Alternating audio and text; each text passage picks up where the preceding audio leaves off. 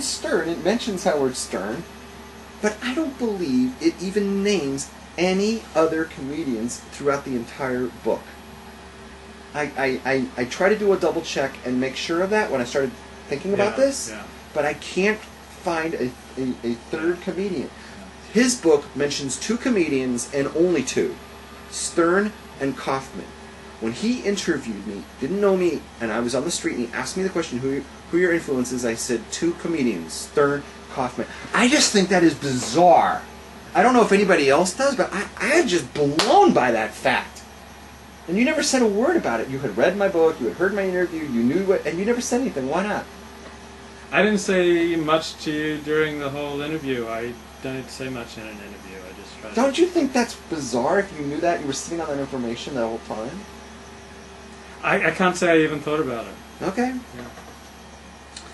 Then I went on some stuff here. I would add that not only do you have my Kaufman influence, but your book clearly shows a Stern influence. And I'll explain why. Especially in how you print up private conversations that people tell you. And they tell you in confidence. And that's borrowing from a page right out of the Howard Stern playbook. If you read Private Parts, which I read, did you read it? Yeah. I figured.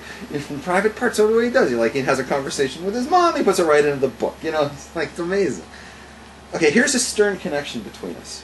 Here's the Howard Stern connection. You mentioned being friends with one of his recurring guests named Kendra. Mm-hmm.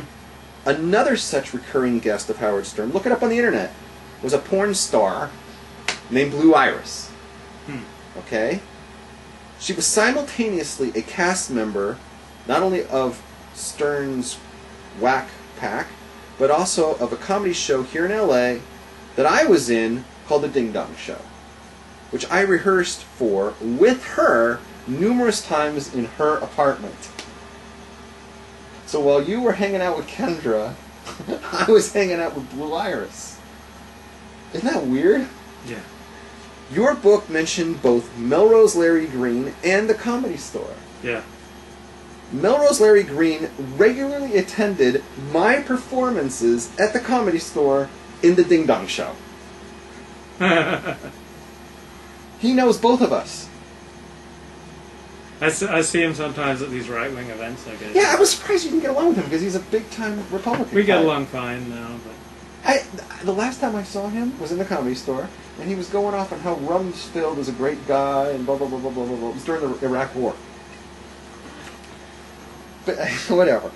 You and I both fraternize with members of the porn industry. I don't know if you realize that in addition to Blue Iris, I was also at the apartment of porn model Smoking Mary Jane. And I hosted a stripper who's a production assistant for porn, and I have photos to prove all of that. But they were fully clothed. But I hang out with these people. I know that only was... Well, I don't... You discuss taking money from the porn industry, and you have all this guilt. Well, most of the Ding Dong Show's audience members were either fans of Blue Iris, because they listened to Howard Stern every morning, or they themselves were working in porn industry and were friends of Mary Jane. It would not surprise me, Luke, this is the part that this is the part that's going to be fun.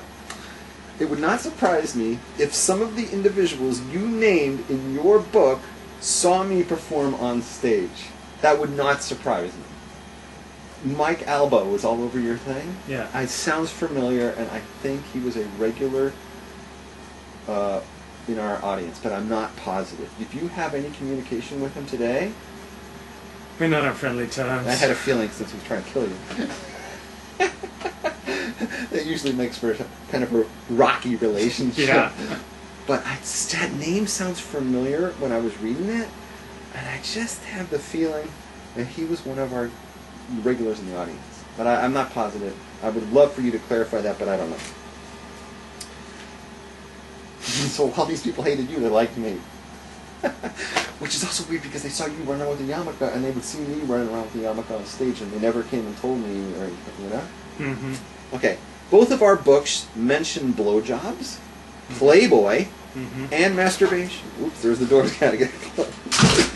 And mine has 6 instances of the word porn. I bet you did not expect that when you read my book. You must have loved reading that.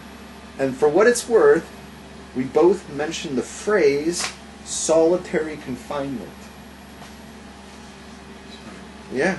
Your book is obsessed with you getting your head banged into a lamppost. You must have said it 25 times, right? And my book must have mentioned 100 times how I got jumped by a gang of Chabad thugs. So it's like this undercurrent. When we get attacked, we can't shut up about it, right? Yeah. Both books mention how we were surrounded by Chabad guys. Yeah. Yours told you to take a hike. Mine didn't give me that option. Yeah. That's the difference between yours was in LA and mine was in Israel. Yeah. Okay. So that's why you believe that story, because something happened to you. Both mention dancing on Simchas Torah in a shul, and the shul rabbi notices us and smiles. Yours states, your book states how you do everything based on Dennis Prager. Mine mentions that I do everything based on Rabbi Avigdor Miller. Someone wrote that you argue with yourself on your own website. You remember this? Yeah.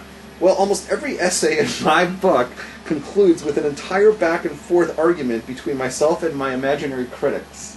Am I right? Yeah. And with me providing both voices during a very fierce, contrived debate.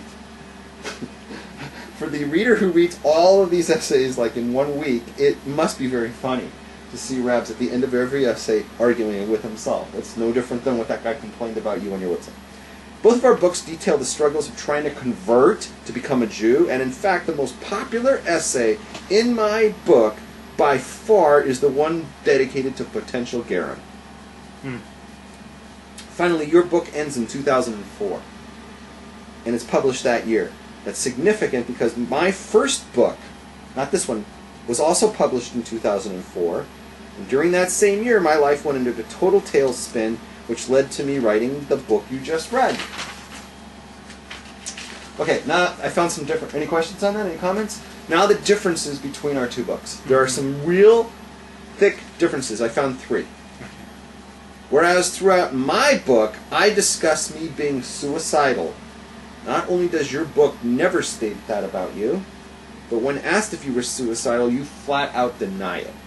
Yeah. So there's one difference between us. Yeah. You mentioned how badly you still wanted to become a Jewish even after the community excommunicated you. Yeah. Whereas I mentioned how I hate being Jewish and actually investigated if there were any way I can convert to become a goy. Remember that? Yeah. We should have traded places. We should have traded places. You could have my Jew card, I become a goy, everybody's happy. And finally, your book ends with you fighting to become a Jew, and mine ends with me giving up all hope and praying to die. So yours is like a happy ending, and mine's like, ugh. But that's basically the differences between the two. But other than that, folks, you've basically now heard what the books are about. So you should buy both books and compare for yourself. Now, I made some specific observations about your book. Okay? Mm-hmm. Which I want to talk about you too. This is just random stuff. You claim to have converted in 1992, and you and others throughout the book keep calling you Orthodox Jewish. But that's not true, and I think that's misleading. You did not convert until a year ago, and you were never Orthodox Jewish until then. You were a non-Jew. Well, there are different perspectives on that. According to Meiri, the medieval rabbinic commentator, someone who takes upon himself a mitzvah and is immersed in a mikveh has become Jewish. So there are many different perspectives on what does it take for one to become Jewish. Second, I was affiliated with the Orthodox community basically since 1995. So from the outside, there was little distinction. So I don't believe any time in the book do I claim to be an Orthodox Jew.